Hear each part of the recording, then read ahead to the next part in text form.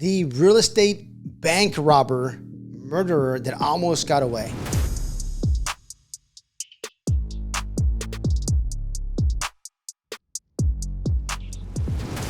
So I saw a story of this person back in the 1920s, 1930s. Pretty Boy Floyd was the name of this person. And let me tell you a little history about him, right? He's allegedly murdered people, committed tons of crimes.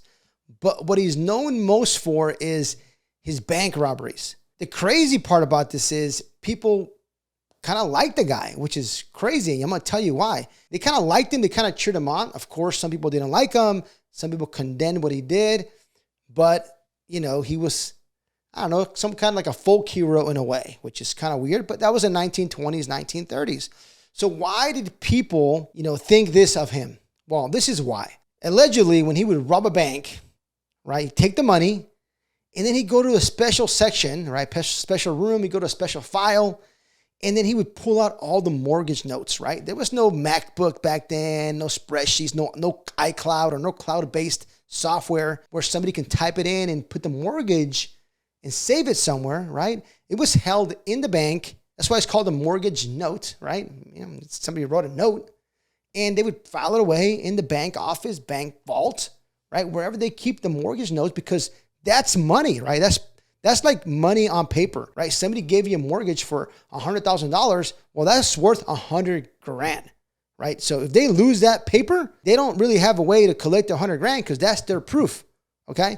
So what would this guy do, right? Pretty Boy Floyd, he'd rob a bank, right? Then he'd go to the files for the mortgages and he would burn the mortgages, right? So basically people would not have a mortgage anymore because the notes were burnt.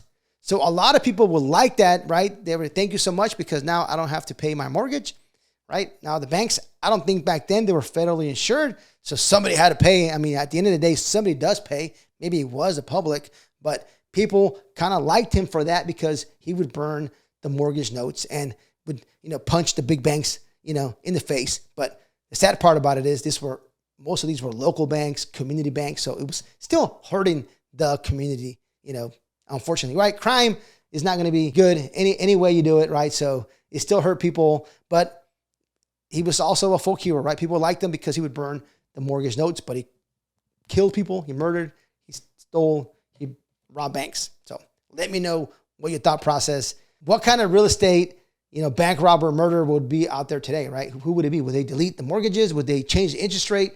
Like, you know, what would they do now, right? Maybe, I don't know. But back then, everything was in a vault on paper, right? No computer. So Pretty Boy Floyd, great story, you know, about history in real estate and this guy burning notes. Not everything else that he did, murder people and things like that, but it was very interesting for me to read that story about Pretty Boy Floyd. 1920s, 1930s, go Google it. Thank you so much for watching my videos. Follow me on my other social media. I have Instagram, I got TikTok. Check out my website, javierhinojo.com. It'll be below on the video. I have a lot of things there for you. I have free calculators. I have meetups. I have live meetups. I have virtual meetups. I have a lot of information there, a lot of free tools for you guys to get started or to continue your real estate career. Check out the website and follow me in my other social media. Talk to you soon.